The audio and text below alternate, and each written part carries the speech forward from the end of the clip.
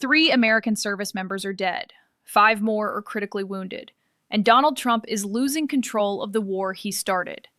This is not a strategy. This is a disastrous ego explosion unfolding in real time. Trump thought he could engineer a quick theatrical war. 4 days of shock and awe, eliminate the Ayatollah, force Iran to fold, declare victory, and move on. A grotesque fantasy built on magical thinking and cable news bravado. He believed killing one man would collapse an entire regime. Instead, Iran is humiliating him. They have rejected his ceasefire push outright, publicly, coldly. They are making it clear there will be no deal unless it happens on their terms. Meanwhile, ballistic missiles are slamming into U.S. bases. Iranian drones are striking across the Gulf. The Strait of Hormuz is freezing up as oil tankers sit stranded. Markets are trembling. Allies are scrambling. American families are beginning to receive flag-draped coffins. He was warned this would happen. Intelligence officials cautioned that assassinating the Ayatollah would radicalize the regime, not weaken it. But this cabal thrives on impulse, not planning. Now the retaliation is escalating. Casualties are mounting. The region is destabilizing by the hour. Trump wanted a 4-day victory lap. He is getting a spiraling regional crisis and blood on his hands. Let's rewind the tape, because the gaslighting is already underway. Donald Trump campaigned on no more wars. He stood in front of cheering crowds, promising that he alone would end endless conflicts. He mocked previous administrations for regime change disasters. He told the American people he would keep their sons and daughters out of foreign quagmires. That was the sales pitch. Now look at what is happening. He launches strikes that kill Iran's supreme leader, under the assumption, his personal assumption, that Tehran would immediately fold.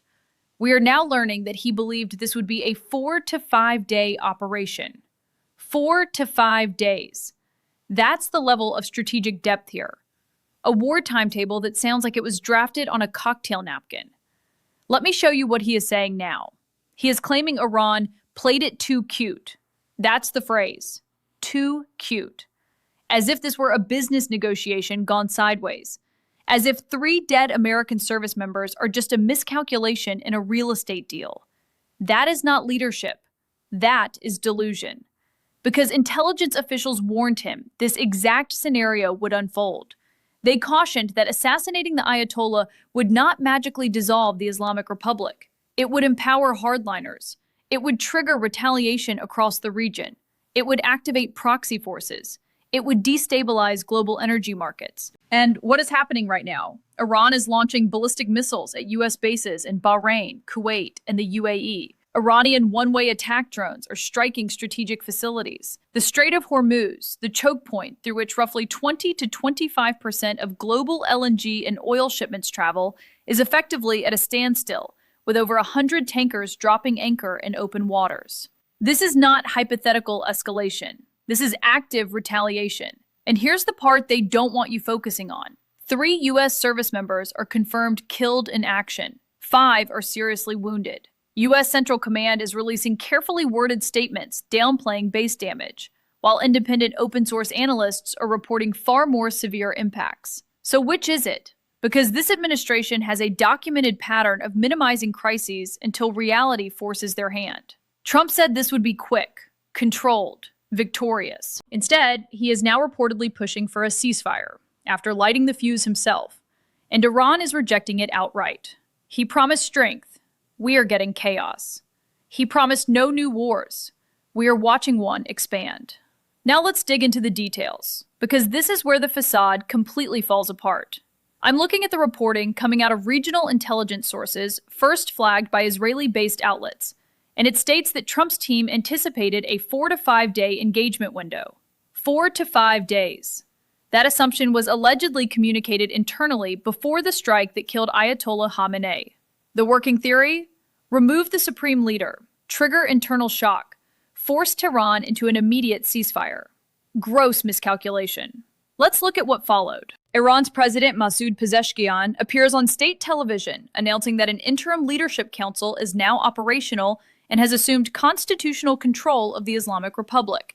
He states, and I'm paraphrasing closely from the translated remarks, "We will continue the path of the leader with strength, Our armed forces are crushing the bases of enemies. That is not a regime in collapse. That is consolidation. Now look at the operational updates. The Islamic Revolutionary Guard Corps announces what they call the 7th and 8th waves of Operation True Promise, targeting U.S. bases across the region. They claim the Ali al-Salem Air Base in Kuwait has been disabled. They claim 560 American dead and wounded.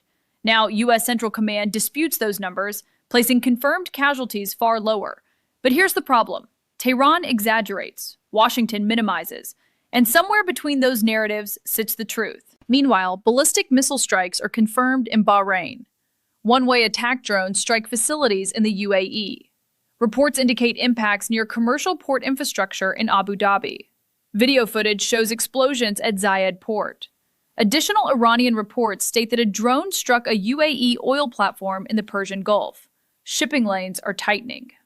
Now let's turn to the Strait of Hormuz.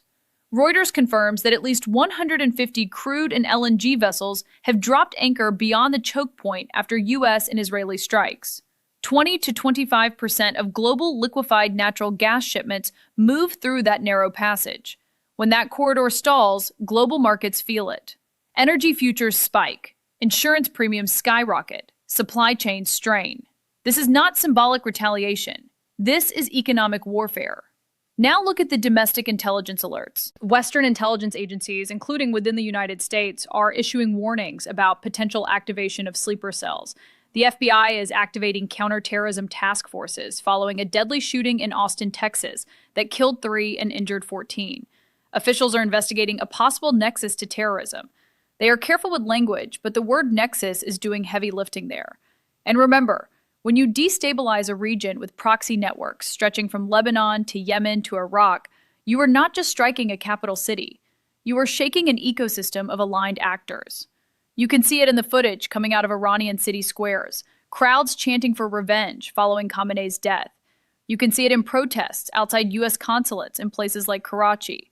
You can see it in Yemen, where allied groups are amplifying calls for retaliation. Trump's assumption was surgical shock. What he triggered looks systemic. And here is the strategic absurdity. The CIA reportedly warned that killing the Ayatollah would not produce a moderate successor. It would likely empower a more extreme cleric. Power vacuums in ideological regimes do not produce reformers. They produce hardliners consolidating authority. You can't decapitate a system and expect it to thank you. Yet that was the gamble. Meanwhile, Israel is reportedly closing crossings into Gaza, including humanitarian routes. So while Trump is declaring success in interviews, claiming nobody can believe the success we're having, the region is tightening, militarizing, and hardening. This is what magical thinking in foreign policy looks like. It assumes cause and effect operate like a boardroom negotiation. It ignores culture, ideology, history, retaliation cycles. And now we are watching the consequences stack up. Confirmed American casualties, regional missile exchanges, frozen energy choke points, terrorism alerts, mass mobilization rhetoric. This is not a clean strike. This is escalation. And escalation, once ignited, does not respect campaign slogans. Now, step back for a moment, because this is not an isolated mistake. This is a pattern. Donald Trump is not some master strategist who suddenly miscalculated. He is doing what he has always done. Overpromise, underprepare, and then rage when reality refuses to cooperate. We have seen this movie before. We saw it with Trump Steaks, with Trump Casinos, with Trump University, with the so-called billionaire genius who managed to bankrupt ventures and industries practically engineered to print money. The pattern is always the same. Reckless hype, zero contingency planning, and then someone else pays the bill. Now the bill is being paid in blood. And look at the messaging machine scrambling to spin this disaster. Trump is going on television claiming nobody can believe the success we're having. Success? 3 dead Americans, a destabilized energy corridor, terror alerts at home. That's success? This is the same man who promised no more wars in his campaign and inaugural address. The same man who told voters he would end endless conflicts. Now, members of his own political base, including figures who normally worship at the MAGA altar, are openly questioning him. Some are calling the strike disgusting and evil. That fracture matters, because this war collides directly with the mythology he built. And what are his enablers doing? Lindsey Graham is shrugging when asked whether there is a plan. It's not his job to have a plan, he suggests. That is grotesque. When you launch military strikes that trigger retaliation, planning is not optional. It is foundational. But this cabal treats governance like a vibes-based exercise. Tom Cotton dismisses constitutional concerns about congressional authorization as if an 8-minute social media video is equivalent to a formal war debate. That is magical thinking layered on top of executive overreach. The Constitution is not a suggestion. It is not content for a campaign reel. And then there is the rhetoric, the ranting, the boasting, the insistence that everything is moving rapidly and nobody can believe the success. That tone is familiar. It is the tone of someone spiraling, trying to project dominance while events slip beyond control. This is not just a foreign policy crisis. It is a competency crisis. Markets are watching. Allies are recalculating. Intelligence agencies are adjusting threat levels. And voters, including independents who decided the last election, are asking whether this is what they signed up for. Because here's the truth. Regime change fantasies rarely end cleanly. They metastasize. They bleed into proxy conflicts. They create unintended consequences that linger for decades. Trump believed removing one leader would collapse a system. Instead, the system is hardening, and the broader picture is becoming unmistakable. This administration operates on impulse, spectacle, and grievance. Whether it's dismantling institutions at home, promoting propaganda over policy, or gambling abroad without congressional backing, the through line is the same. This is not strength. It is instability masquerading as bravado. And when instability meets a volatile region, the result is not dominance, it is escalation. Here's the bottom line. This is the difference between governance and gambling, between strategy and spectacle, between truth and propaganda. 3 American service members are dead, families are grieving, a region is destabilizing, energy markets are trembling, and the man who promised no more wars is now presiding over an expanding conflict he swore would never happen. This is not about partisan politics. It's about accountability. It's about whether a president can launch military escalation based on magical thinking and then pretend the consequences are someone else's fault. Democracy cannot survive on impulse. It cannot function when leaders treat war like a branding opportunity. We cannot allow a reckless cabal to drag the country into deeper chaos while calling it success. If you believe in facts over fantasy, if you believe the Constitution still matters, then stay informed. Support independent media. Hit subscribe. Let's grow this community and keep shining light where others are spinning darkness. Because accountability only works when people are paying attention.